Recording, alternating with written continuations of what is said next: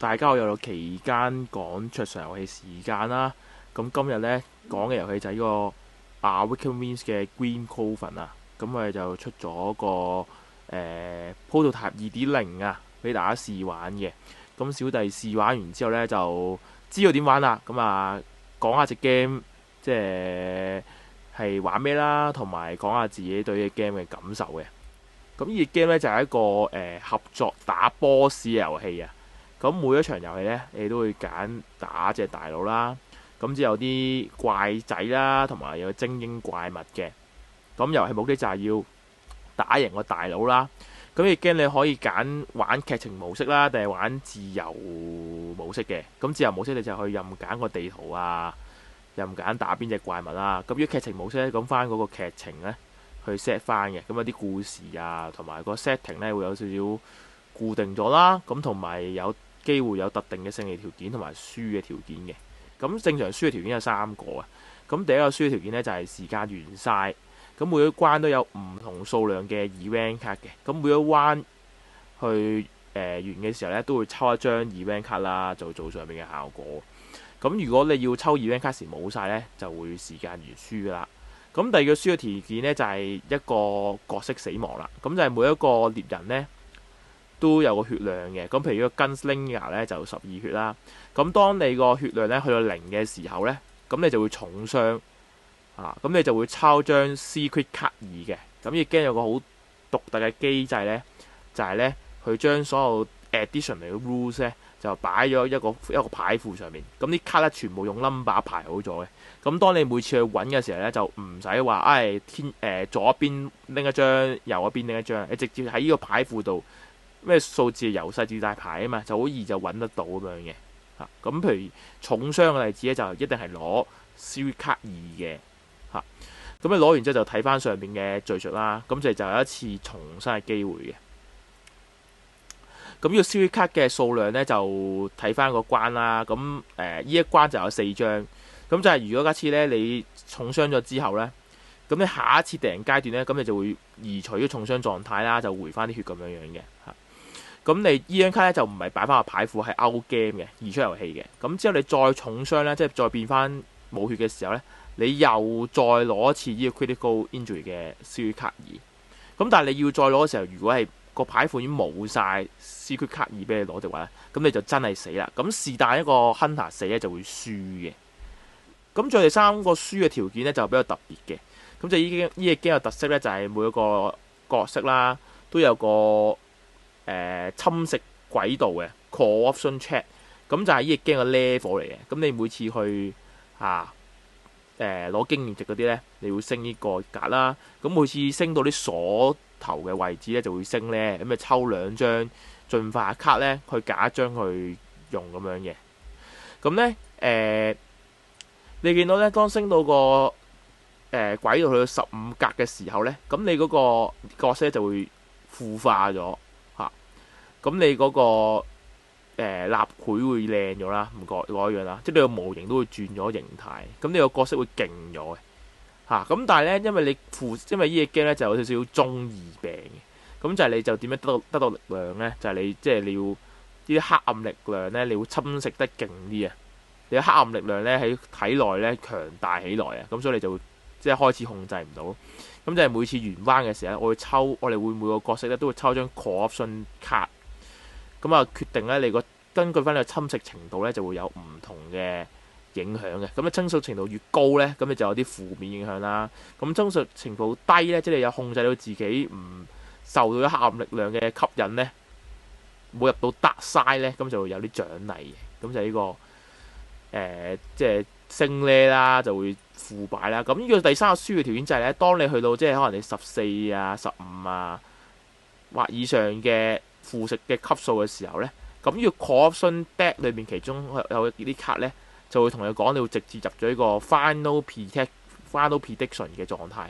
咁就係一個最後的蛻變。OK， 咁咧就已經抑制唔到自己身體嘅力量啦。咁就係呢個時候咧，就每次即係你去呢個狀態嘅時候咧，就會攞張 secret 卡啦，又係咁你去到下一次嘅敵人階段開始嘅時候咧，就會即刻嗰個怪咧即係嗰個角色就會冇咗啦，就會變成一新嘅大佬咧，就擺喺地圖上邊嘅。咁你就有機會要殺多個大佬啦，即係殺多個敵人先贏啦，或者可能喺幾彎之內咧，就要求你一定要即刻殺死佢，如果唔係就會即刻輸。咁就3個輸嘅條件咯。咁呢隻 game 咧贏就係殺死大佬啊嘛。咁大佬咧就有個牌庫嘅，咁就叫攻擊卡啦。咁佢攻擊卡咧每一張就標示佢點樣打啦，亦都標示咧嗰個大佬咧嗰個身體嘅部位嚟嘅。咁你就打佢咧就好少部位破壞嘅感覺嘅，即係譬如呢一個Lemon Tornado 咁樣，咁咧就打佢個身體咧就可以打到5血啊！咁呢張卡就會移出遊戲啦，咁以後就唔會出到呢招嘅啦。咁你打到佢咧，咁張卡就會移出遊戲嘅。咁如果假設咧你冇打到呢張卡，咁佢做完咧，咁呢張卡就會去右邊個棄牌區咁之後咧佢就會即係又會 review 呢個攻擊嗰個軌道啦。咁咪就知道下一個回合去做咩攻擊啦。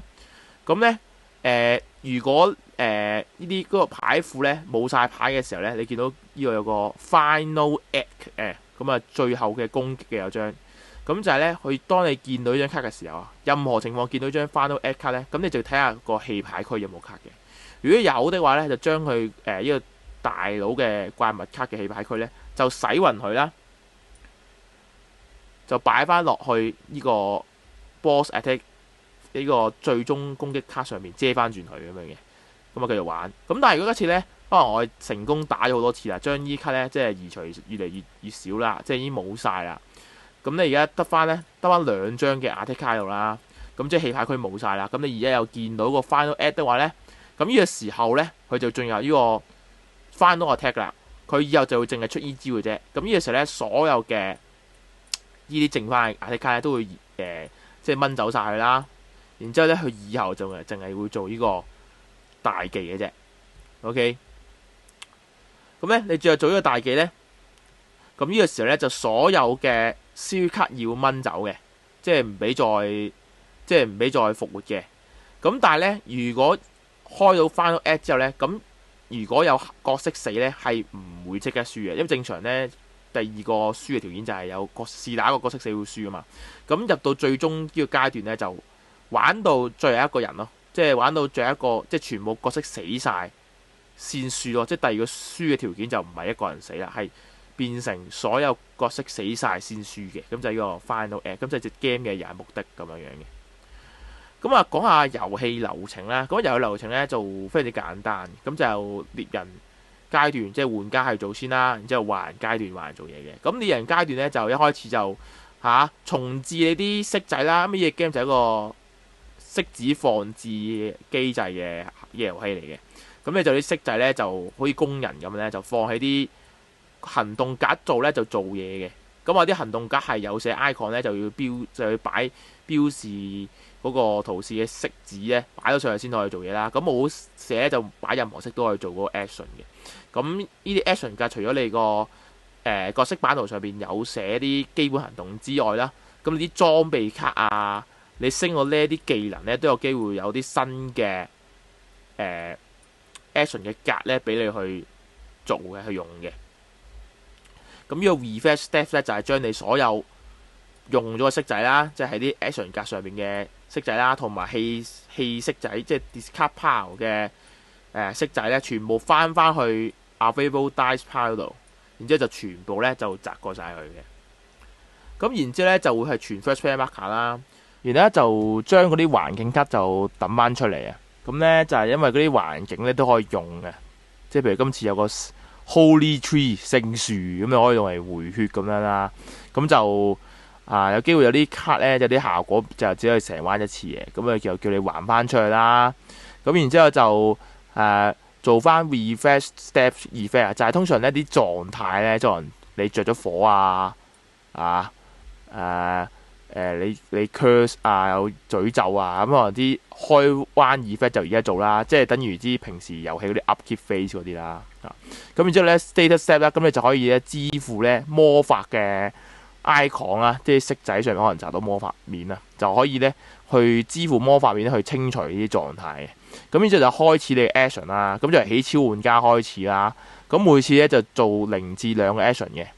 咁如果假設你做唔夠2個 action 咧，咁你就一定要 pass 嘅。咁你 pass 咗咧，你成個呢個行動階段就唔可以再做嘢啊。所以你基本上咧就會係咁做2個 action 嘅。咁做完2個 action 咧就會到順時針到下一個玩家玩啊。咁如果所有玩家都有嗌到 pass 的話咧，咁就會成個 Hunter Phase 就完結嘅啦。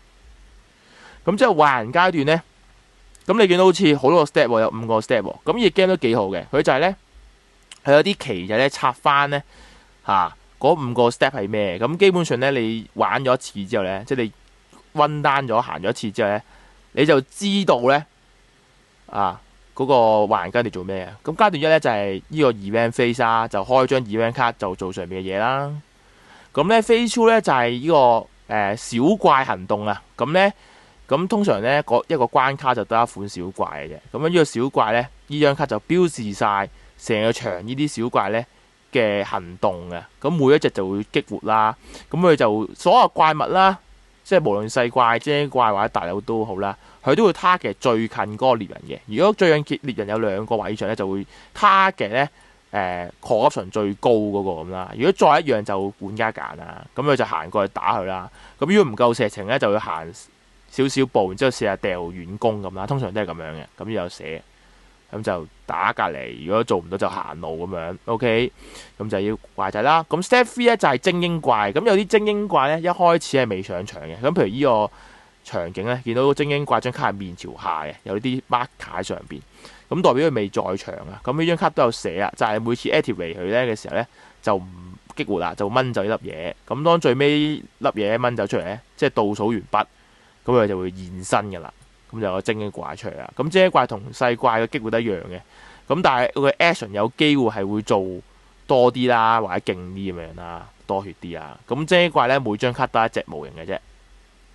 咁然之後咧就到大佬做嘢啦。咁大佬就係做咧嗰個行動軌道咧 this turn 嗰格嘅 action 卡嘅。咁正常咧就應該有張 action 卡喺上面啦。咁有機會啲極端嘅情況咧，可能你打完佢呢張 attack 卡之後咧，佢有機會唔補張 attack 卡落去 this turn 度，有機會嘅。如果咁樣即係話咧，佢隻怪就俾你打停咗，咁所以就唔會喐嘅。咁就係呢個大佬啦。咁個大佬激活咧同即係細怪一樣嘅。咁但係咧佢就有機會有個 focus 嘅行動啊。咁就係呢個攻擊卡上邊咧，如果佢受到咧等於玩家數目嘅傷害的話咧，咁佢個 focus 嘅行動就會變成唔做咯，即係你打斷咗佢咯。OK， 咁如果冇嘅唔夠咧，就會照做啦。咁就係大怪啦。咁最後咧 Step 5咧就係 time check 啦。咁每隻大怪個 time check 都唔同嘅。咁然之後就每次就跟翻個節章下一步啦。咁行去 special 咧就會做翻個大怪嘅特別行動啦。如果行去 spawn 咧，咁就係生成怪物啦，就會生成咧玩家人數乘以2咁多怪獸咧去個地圖上面嘅。咁呢地圖上面有啲叫做 Lemon Rift 嘅地方悲傷裂縫啊。咁有 number 嘅，咁就會由細至大咧就即係每一個裂縫咧就生一隻細怪出嚟啦。咁盡量生得噶啦，如果生晒就 ignore 就可以。咁 stage 咧，咁就係咧呢個咧除咗 event 卡之外，咁每個大佬都有一個專屬嘅 stage 卡嘅。咁其實基本上就係可能啲大怪啊同埋呢啲精英會升呢之類啦。咁就去到 stage 咧，咁佢就會開一張呢啲 stage 卡，咁就做上面嘅效果咁樣樣嘅。咁即係咧，最後咧就完彎啦。咁完彎咧就會每個玩家抄張 corruption 卡啦。咁就根據翻你嗰個角色嗰個侵蝕程度啦。咁就低就會有獎勵，高咧就可能會有啲唔好嘅獎勵。咁每張 corruption 卡上面有個 hunger 嘅標記嘅。咁就係如果你進入咗呢個飢餓嘅模式嘅時候咧，咁你就可能會發癲嘅。咁你可能就會做啲唔係咁好嘅事情，你控制唔到嘅，突然間癲咗一下咁樣嘅。咁就係有個 hunger 嘅 marker 去標記你係咪 hunger 嘅。咁有幾多 hunger 咧都唔代表你嚴重咗嘅，即係越多即係代表你難去醫治佢嘅啫。OK， 咁就係每個玩家都輪流抽張 corruption 卡啦，然之後大家就可以升呢嘅，咁你就可以支付一個呢個悲傷回憶。OK，Lemon。OK， 咁每一粒就升一 level 嘅，咁或者可以俾一粒咧去 discard 一個 hunger 啦，或者咧進化嘅時候咧，你可以抌一個呢啲資源咧，就可以重新再draw過，即係你嗰個星咧唔滿意啊。咁就係你個星咧升到啲鎖頭位就可以進化啊嘛，你就會抽2張啊嘛。咁你2張就假張啊嘛。咁你如果2張都唔滿意咧，你可以俾一粒 resource 啫，2張唔要，重新再draw過啦。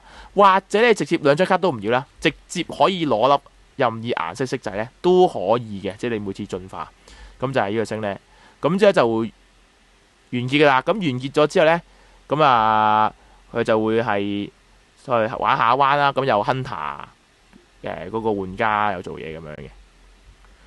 咁啊講下啲基本行動啦。咁基本行動咧好簡單嘅啫。咁移動，咁你移動擺入面色嘅上邊，根據你個角色嘅移動力幾多，就行幾多步咁樣嘅。咁就呢個 game 係冇嘢阻到你嘅，基本上接近。咁但係咧每一個格咧只可以擺4個模型嘅。咁大佬咧係會計2格嘅。咁而呢啲環境嘅模型咧都係計1個模型嘅。咁如果你行嗰格係完全係一個完全滿格嘅位置啊，譬如呢有3隻怪啦，再加一個玩家啦，咁你行入去佢爆格咁點咧？咁你就可以揀其中一個模型咧去推佢走嘅。OK， 咁就係移動啦。咁另一個咧就係跑步啦，你就要俾個箭嘴嘅 icon 先可以擺呢個跑步嘅。咁跑步就係同移動一樣，但係你個移動力會加嘅。咁譬如我呢個 Gunslinger 咧就2移動力啊嘛，咁擺喺跑步就變3步啦。咁同埋咧，而家地圖上面有啲傳送門嘅，咁你每次揀跑步嘅時候咧，先可以用傳送門嘅。咁傳送門同傳送門之間咧就係計雙輪咁樣，一步就可以行到過去啦。咁另一個 action 就 tactics 啦，咁呢 game 就 dice placement 啊嘛，咁你啲色面咧都有少少用嘅，唔同嘅地方。咁聽嚟就係你可以咧擺入任意色仔上去咧，就可以攞到嗰個戰術 token 啊，即係 tactics 啊，擺喺一個有位置嘅位度咁樣 OK。咁如果假設咧你而家得一個 tactics token 位啦，你已經有啦，再攞就攞唔到啦。咁呢 tactics token 咧就可以選擇用唔用你嘅行動點啦，你可以 free action 或者係用咗行動點去支付。就可以將你剩翻嘅可以用嘅色仔咧，任意色仔去重擲嘅嚇，揀任意數量色仔重擲。咁 Crimson 咧就係除咗喺個開彎個 status phase 咧可以俾魔法 icon 去清呢個狀態之外咧，你亦都可以主動喺呢個 action phase 咧擺有魔法面嘅色仔落去呢個位置，咁你就可以揀最多2粒嘅狀態標記物去移除嘅。咁仲有一個 assist 咧，就係幫其他 hunter 嘅，咁你擺任意嘅色仔都得啦。咁擺完之後咧，就將個 assist token 咧交俾一個任意一個其他玩家嗰個版圖隔離。咁佢依個唔係佢顏色嘅標記咧，佢就可以當一粒色仔去用噶啦。OK， 咁依粒色仔個色面係咩咧？等於你擺即係依個 assist token 個 owner 擺喺 assist 嗰個位個色面係乜嘢咧？就係乜嘢啦？咁就係呢個。咁每次開彎咧，都要強制將呢粒嘢俾翻嗰個原本嘅持有者嘅。咁嘅 game 嘅 action 就係咁樣嘅。OK， 咁就大致嘅規則係咁樣啦。咁其實地圖上邊咧有好多唔同嘅物件咧，你可以同佢互動嘅。咁所有嘢咧都標示晒係點樣做嘅。咁所以你就基本上，你譬如你玩 game 咧，你都唔需要學晒所有嘅規則嘅。咁同埋你話重傷嘅時候要發生咩事啊？你變身嘅時候要發生咩事啊？你撳個水井有個環境啊，水井撳佢要發生咩事啊？咁所有啲規則咧，其實喺啲隔離嘅卡啊，或者正如我所講嗰個secret deck 咧嗰個牌庫咧，都擺晒啲規則喺度噶啦。咁甚至啲怪啲攻擊咧，佢咪會擲色嘅。佢粒色咧，啲色面係做咩咧？咁佢每一個位都要重複寫多次嘅，因為佢每次都可能有少少唔同噶嘛。即係隻大佬啊，佢擲色個色面係等於乜嘢係點樣？細怪個色面係等於乜嘢係點樣？每一隻怪都唔同噶嘛。咁佢就每一個都真係寫翻俾你。咁我就欣賞嘅 game 咧，佢就將啲規則就寫晒出嚟，同埋咧佢都唔複雜嘅。雖然佢都好多位寫啦嚇，咁但係每次睇咧都唔複雜啦，同埋咧佢都即係 organize 得幾好嘅，即係佢最主要最複雜最多嘅故事就係呢個 secret card deck 嗰度。咁正常嘅桌遊咧，呢啲嘅卡咧就可能重傷卡就擺一邊啊，進化卡擺一邊啊，還擊卡擺一邊，咁佢就唔係啦，佢全部卡綜合晒就一個牌庫都叫做 secret card 咧，就擺喺一個 deck 度。咁你每次揾就唔會又左揾一張，右揾一張。咁我覺得呢個嘅做法係幾好嘅嚇。咁然之後仲有一個想講就係咧，呢啲嘢咧，頭先我講 game 咧，我都冇講呢啲 game 點，呢啲嘅部件點 work 㗎嘛，即係個 B 市嘅嘢點樣咧 ？OK，咁其實我覺得呢啲嘢咧嚇，即係譬如如果河流係點樣咧，其實都有規則嘅。咁我玩完咧，我就覺得呢啲嘢咧，通常玩啲 game 就好煩啊！你玩嘅時候係咁要睇呢啲嘢做乜嘢啊？即係你會睇完之後又唔記得啊，咁樣就我就好憎咁樣嘅嚇。咁佢就我係整得幾好，就係佢唔算話好教到你嘅。即係如果你對呢樣嘢冇興趣，即係你對個仔冇興趣，即係你對呢度有個特別嘢喎，有個女巫喺度喎 ，OK 嚇，有個寶箱喺度喎。你冇乜興趣，你唔得閒搞佢咧。其實咧，就算你冇望到，你唔係幾睇咧，其實都唔係幾搞到嘅。即係你可以真係唔使睇嘅，即係成日 game 你可以你冇興趣咪唔好望咯，咁都 OK 嘅嚇。咁我覺得就佢多規則嚟咧，呢啲多規則嚟咧，佢唔會令到你逼住你要睇啦，同埋你要逼住你記住啲規則先去要做咯嚇。佢有少少嘅，即係個河係有啲要做啦，有個 permanent event 去做啦。然之後要 B 市特別啲，咁啱抽到呢個嘢咧，有少少影響。咁但係就唔係鋪都有咁多呢啲嘅影響嘢，同埋佢影響唔係好大嘅，即係你都好直觀嘅。即係你河，你知道你企喺河都有事發生啦，你知道有啲咁嘅發生，你到時你記得去睇就得噶啦。咁要 B 市你就睇一次，原來佢就係一啲怪喺度做緊自己嘢 ，OK。咁你經過佢隔離咧就會激活佢啦，佢就掹走 B 市，咁啲怪就唔 B 市啦。即係佢嗰啲嘢都幾直觀啦，你會記得。即係要記呢啲位，會令你記得咁樣咯。咁我覺得都幾好嘅。咁呢個，咁你問我覺得呢隻 game 好唔好玩呢？嚇？咁我呢隻 game 咧就我講下 game 嘅優點缺點啦。咁我 game 啲優點頭先我講咗好多啦，就係個規則咧，我覺得佢即係目標咧，佢都就隻 game 唔係咁複雜嘅設計得，即係俾多啲嘅人咧去玩到啦。咁我成日都講咧，即係就算玩重 game 嘅人咧，都唔一定係要求啲 game 係好複雜啊，或者玩到咧即係計到傻仔咁樣嘅。咁所以我覺得佢咁樣整，即係隻 game 係啲規則係即係大眾係接納到咧，咁我有好事嘅。即係你可能你重 gamer，你都想有期友同你玩 game 嘛。咁你拎隻 game 出嚟去開啦。咁如果隻 game 個規則係偏去係唔係咁複雜嘅，都係偏簡單咧，其實係開 game 嘅機會係會多啲嘅。咁同埋呢隻 game 啲主題咧，都係打大佬嘅，啲打怪獸啊，打怪 game 啊，呢啲美式嘅小運氣嘅 game 咧，其實我就唔需要咁複雜嘅。咁同埋中意啲 game 人都可能都會多啲啊，即係唔使計數啊，唔使計分啊。呢啲人通常玩 board game 最真咧就係有計分啊，唔中意咁樣。咁呢打怪主題咧，有啲模型咧，咁就大眾化多啲，咁所以佢就整嗰個規則都係大眾化啲咧，其實係好事嚟嘅。咁啊，第一個優點啊。咁第二個優點就係呢隻 game 咧，我覺得佢個重玩性咧，即係佢有諗過咧，想加重佢嘅。即係呢啲 game 通常就好快悶嘅，就係因為我哋打大佬，你每次打大佬咪咁打咯。咁你最多就係打唔同大佬啦，即係你只用唔同角色，咪會有個重玩性咯。即係你玩落去，其實打咧，即係次都係差唔多啊。呢個係走唔到啊，冇得走嘅呢類型嘅遊戲。咁佢點樣加重玩性咧？佢就係好多嘢都會係個設置上咧，都好多嘅選擇嘅隨機位嘅啊，即係譬如呢個水井啊，即係呢啲嘅環境咧，佢每次玩都可以有唔同嘅。今次係水井，下次可能馬車咁樣，咁同埋甚至咧，佢水井咧每一次撳咧都可能會唔同嘅喎嚇，因為佢點樣做呢件事咧？佢就係一張水井卡咧，佢就叫你你想同佢，你想望下個水井裏邊啊，咁你就睇 Secret Card 39啦，咁又係用到個 Secret Card 個 system 咯。咁就係譬如 Secret Card 39咧係水井啊嘛，咁佢39可能唔止一張，可能有2張或者3張，咁所以你每次就算你去睇入個水井咧，都會有唔同嘅故事咯。咁即係仲有呢啲3個格嘅地圖，咁有啲原居民啊或者個環境嗰度故事嘅，咁你佢可以去互動啊，即係可以偷個女巫啲工具啊，咁有啲咁嘅重玩性，每次都唔同嘅呢啲嚇。咁即係怪物嘅攻擊嘅模式咧，都會唔同嘅。咁個怪物嘅攻擊卡咧唔係固定嘅，佢又分3類啦，高中低咁樣。咁啊，可能中嘅就落2張，低嘅落3張。咁每次都唔同嘅。咁所以你嘅玩法唔同啦，即係 event 卡又唔同啦，個 stage 卡又唔同咯。佢個變化係好多，個地圖又唔同，又爭好遠咁樣。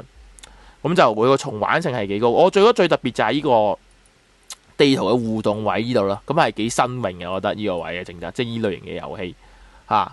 咁大概個優點係咁啦。咁到時我預想咗個實物嘅優點就係即係啲模型就靚啦，即係 Awakening Winds 啊嘛，應該係好靚嘅。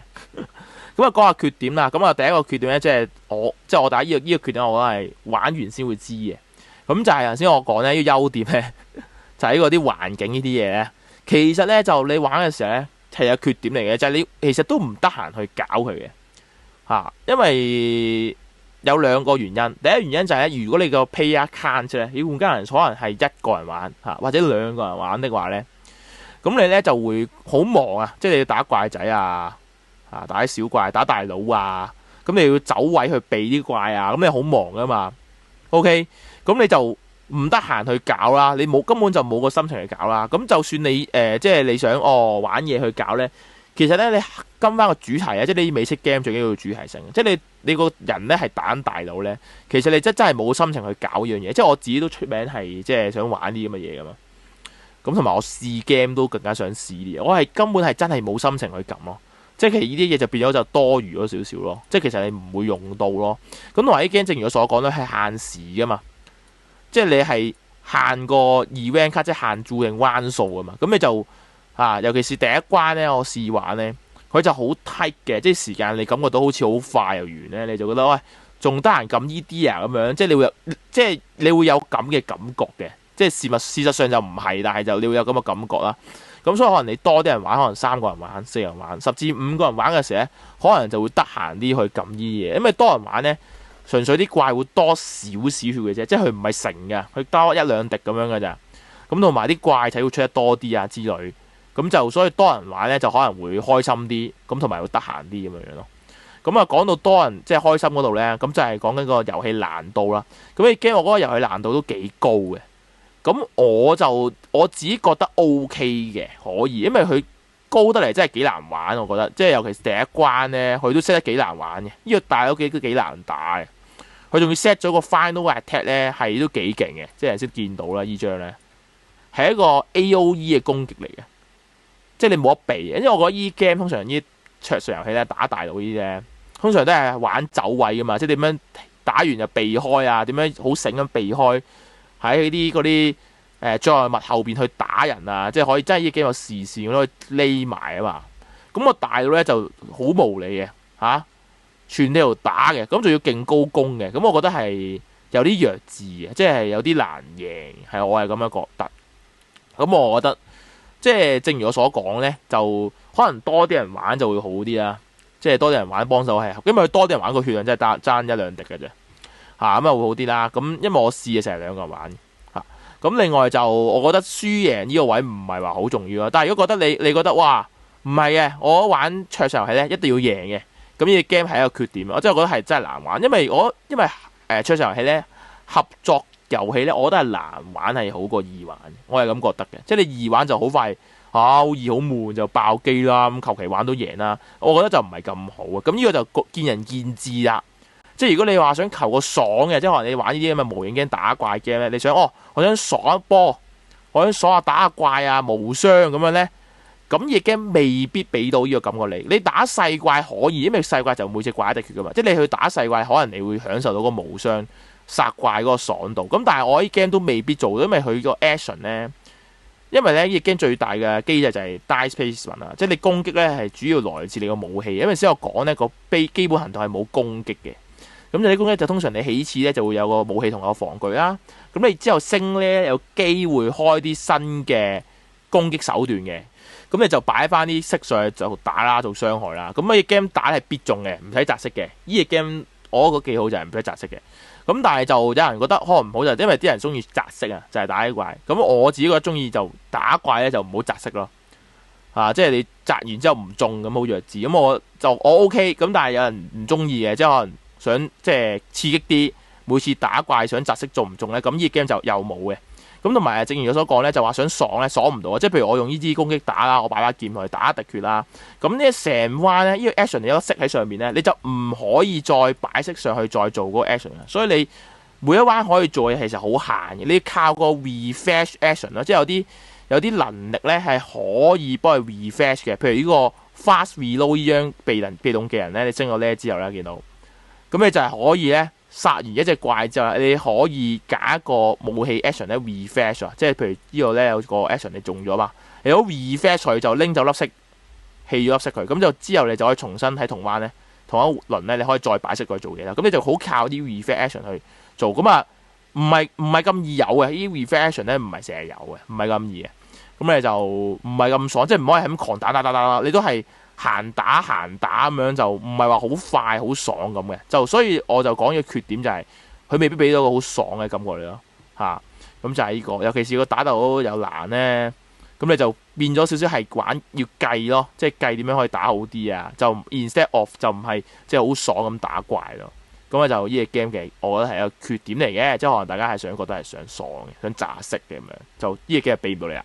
即係我覺得，即係真正要試到隻 game 嘅好唔好咧？即係我建議大家即係有嘅機會啊，即係試啊！你都真係要，即係或者你買隻 game 翻嚟啊，你即係或者你而家用呢個試玩去試咧，你真係想試隻 game 好唔好玩咧？你真係要同一班唔係玩開桌遊嘅人，你同佢玩可能最少3個或者3至4個以上嘅人咧，去開呢隻 game，然之後睇下嗰啲人handle 到去玩啦，或者你教佢玩時，你教唔教到佢玩？